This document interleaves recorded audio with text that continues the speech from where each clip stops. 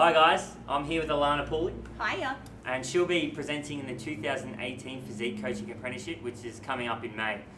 So Allanagh will be presenting on the nutritional myths within the industry, women's health, and also hormones. All right, so all these three are kind of a massive deal in comp prep, and they're something that is super important as well, and sometimes can get overlooked a little bit. Completely. So. All right, let's get this started. So I want you to tell me a little bit about your career so far and kind of how you've gotten to where you are today. Well, I started off really confused about what I wanted to do. So I qualified, I graduated from high school and got into Melbourne University and went over there and studied science, and I thought, oh my God, this is very overwhelming. There's a lot to learn. Yeah. Some things I was interested in, some things I wasn't. So I ended up transferring over to La Trobe University and studying med science for a while. That I found really interesting, but I kept getting drawn back to nutrition. So obviously with medical science, we look at all different aspects of the human body and so on and so forth, but I kept getting pulled back to what nutrition can do for the body. So once I finally did manage to graduate, changing your mind makes your uni course quite a bit longer. I went off into the health food industry. Best decision I ever made, because I basically got to see things firsthand. So instead of always being involved in what should happen and what could happen, I was involved in what was happening. And health food basically got me passionate about what I really wanted to do. After a couple of years in health food, I started working in nutrigenomics, which is how we can affect our genes by eating in certain ways or by using different vitamins and minerals. And that was a really exciting time in the industry. So it was very new at the time. It was nearly 10 years ago now. It's pretty crazy to think about. And that got me really passionate about performance sports. Once I got passionate about performance sports, it was sort of the next step was I wanted to open my own business where I could look after both sides of it. So from a fitness perspective, I wanted to be able to train people to make the most out of whatever sport they're in. But then I also wanted to be able to couple that with nutrition and sort of guide people down a pathway that was going to give them a holistic approach. So I opened this place. So Full Fitment was born nearly 10 years ago now. It's pretty crazy. Yeah, so just so you guys know, Full Fitment is Allanah's personal training studio. So she'll tell you a little bit more about that now. Yeah, so basically here we specialise in small group personal training. So we have a maximum of 4 to 5 people in a session. But all of the individuals in the session are trained differently. So they're trained for their purposes, their goals, and whatever they're chasing, essentially. And coupled with that, upstairs we have a clinic, which is nutrition and massage therapy. So we try and give a really holistic approach to how we go about things here. So recovery is just as important as our training, and that requires optimal nutrition as well as a little bit of a beating from our massage therapist upstairs every now and again. Cool. And so you've also done some talks over the time and presentations? Surely have. So I've lectured for quite a few personal training providers over the years, so FIA, Fit Nation, AFA, so on and so forth. And then I got into sports nutrition lecturing for a while as well with Endeavour College, which was good fun. And then I went over to Holmes Glen for a little bit too. Sound like I've been everywhere, but you know, I'm not that old, I swear. No such thing as too experienced, huh? Exactly right. So it's been great fun because every different institution has a different idea on how they'd like the subjects to be taught, which has made me explore things from a variety of different angles, which I think has helped round me out as a practitioner. Yeah, as it would. So what would you say the biggest thing that you've learned along the way? Weirdly enough, the biggest thing that you learn in any career in health and fitness is that no one fits the manual. So you come out of your studies with all of this new knowledge and all of these ideas and ideals, and very, very quickly you learn that nobody is textbook. Honestly, you have to think outside of the box 9 times out of 10.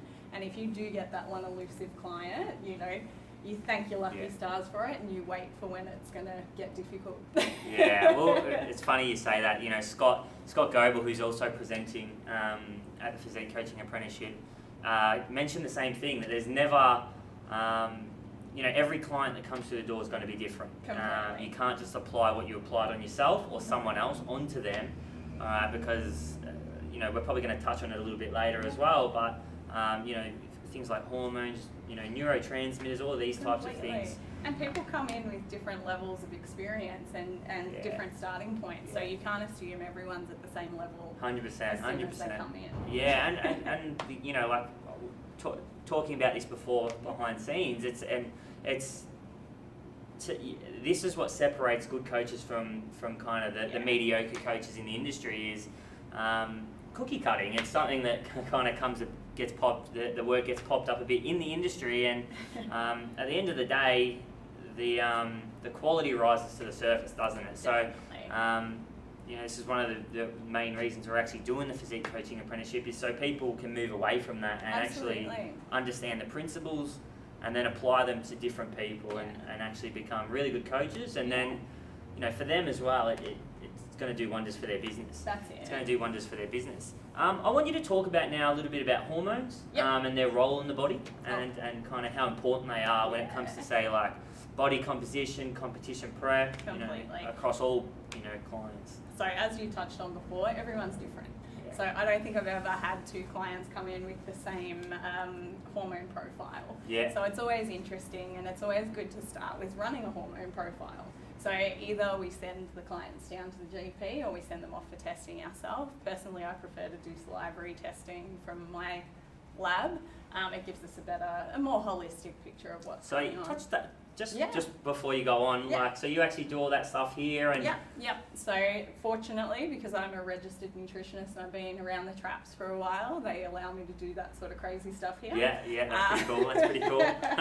So it's become a very big part of my clinic work, because you can somewhat guess what's going on in people's bodies by their fat patterning and so on and so forth. But at the same time, to get a clear view of what's happening, and particularly with some of the salivary testing, we can do it over a 24-hour period. So we can actually look at how your hormones are changing throughout the day, which is quite unique. Of course. And your hormones do change throughout the day. So you might wake up with one hormone profile and go to bed with a completely different one. That's nuts, isn't it? It's pretty crazy. So being able to have that sort of profile there to work from, and to be able to go back and retest 8 weeks later, see what effect we've been able to have on the hormones purely with food, it's pretty crazy. So as you were saying before, literally your hormones are connected to everything. So nothing in your body happens without some sort of hormonal trigger. Okay, so we've got everything from your stress hormones to your sex hormones, your adrenal hormones, so on and so forth, and they all work in together. The way I like to think of hormones is they kind of they take from one to give to another, I guess. So if you're producing more of one hormone, you're usually producing less of another hormone. So for us, it's all about bringing things back into equilibrium, because people will often think, increased testosterone, you'll get more muscle and you'll get leaner. And yes, that's true, as long as your other hormones are still in balance. If we take your other hormones out of balance and we just focus on testosterone, it's going to lead to other issues further down the track.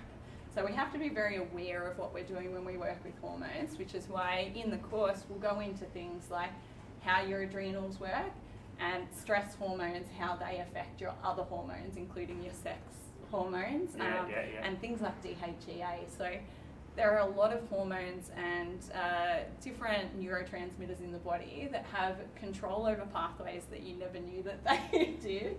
Once you open it up, it's kind of like Pandora's box. You all of a sudden realise that there's so much going on in your system. But the interesting thing about hormones is we can develop quite significant control over them. It's just not often through methods that we thought it would be. So, look, personally, I think it's something that is overlooked a fair bit in the industry. And just on saying that, what do you think, say, the biggest mistakes that you kind of hear about within the industry that people do make? So I think one of the biggest and one of the most old school mistakes people make is not focusing on fats in their diet. Honestly, people see calories for calories and they don't really think about how that works in the body. So people will go see a coach or wellness professional or something along those lines. And that wellness coach will be so focused on getting them to lose weight that they don't think about what else is happening in the body at the time. So essentially, you're building blocks for your hormones. Yes, we need carbs, yes, we need proteins, but your building blocks for your hormones are largely your fatty acids. So even though they are calorically dense, and they're a bit of a frightening thing for some people, by increasing the sort of the ability for your hormones to do their job properly, they're actually going to get you leaner, increase your muscle mass, even though you're on a higher caloric diet. And I think that's one of the biggest myths. It's something that I believe that too, to be honest. Over the last year, being open to it and kind of exposed to it, it's something that I've even included in my own coaching as well now. So let's talk about the difference between men and women. All right, and you know, I guess we'll just briefly discuss that, what the differences are and why it's important to realise that men and women probably need to be treated differently. Oh, completely. You know, within reason as well. It's not. So from a physiological perspective, we've got the obvious reasons. So men, higher testosterone levels, less estrogen. They do have they have an easier time staying lean, and they also have an easier time growing lean mass because of these profiles. Women, on the other hand, other way we go. Estrogen levels are higher, which means they're going to store body fat in estrogen-sensitive areas. For most of my clients, that means the lower abdomen, under the arms here, and this little bit under the bum that no girl ever seems to be able to get rid of. We try so hard. So from a very simple perspective, your hormones are going to dictate things like that. Further on from that, men typically have more lean muscle to begin with, so their metabolic rates are going to be very different to a woman. So if we have a look at the old school way of thinking and we say, all right, this person weighs this much, this person weighs this much, all right, we need this many calories, we need this protein, carb, fat ratio, we're never going to get it completely accurate because weight is not the only given. So we need to understand bone density, lean mass, body fat, and the hormone side of things to be able to really look at someone's profile and say, all right, what does this individual need? Not what does this weight class need, what does this individual need? So, I mean, between hormones, just their natural body composition, also tendencies. So there's a psychological thing that comes into it as well. So what I've found over the years is men like structure. So I work with men and women. I've probably got about a 50-50 split of male and female clients. Men like structure. If I give them something that's easy to prep, they'll do it day in and day out for the next 6 months and they won't complain. Women prefer a little bit of more of a relaxed approach to nutrition. They like to be able to change things up. They like variability. They hate to feel trapped and they really hate to feel like they're deprived of anything. Men have more, just in general, there are some women out there that you give them a diet plan and that's all they'll ever do for the rest of their life. But as a general rule, men have that mentality of, what if it's written down, I'll do it. Women have more of a, okay, I'm going to give it my best shot, but there's going to be a little bit of variance and a little bit of time to adapt in here. Also, there's the psychology of men and women when it comes to body confidence. It's interesting actually, this topic's been on my mind a lot lately because I used to get a lot more female clients coming in with body confidence issues, concerns about how they looked, doing crazy things to their bodies like fad diets to try and get there. Now, I reckon it's nearly a 50-50 split. I'll get just as many men coming in with self-confidence issues or body dysmorphic disorder and those sorts of things. And it's becoming, it's really becoming an across-the-board kind of thing. So something that used to be seen as a very feminine trait is now moving. And I'm actually really interested in talking to you guys and more people about how they feel about this and how they've noticed that change as well. Cool. So we'll probably wrap it up there, guys. So just to briefly go over what we've just been through. So you'll be presenting in the physique coaching apprenticeship, which is, you know, we're launching that in May. Absolutely. So you're touching on base on all things hormones, you know, nutritional myths, all that kind of stuff, women's health, which they're all super important within the industry. Absolutely. And you know, you'll be presenting alongside other names like Scott Goebel, James Kant, Kevin Ellis, Nathan Bridger, Luke Tulloch, so You've a few got up. a seriously good bunch, guys. Yeah, so it's going to be pretty cool. Now, we do only have 30 spots available, so we are taking applicants through a strategy call, all right, because obviously we can't just let everyone in. We want this to be quite intensive, and we also just want to get the people that are quite motivated and actually can use this going forward and become really, really good coaches. Absolutely. Like-minded people developing a better industry. Exactly. So if you are interested, please click the link and you can book in for a strategy call. And we can go from there, guys. I just want to thank you for giving me the time. Come and join us, guys. Yeah. All right. See you guys.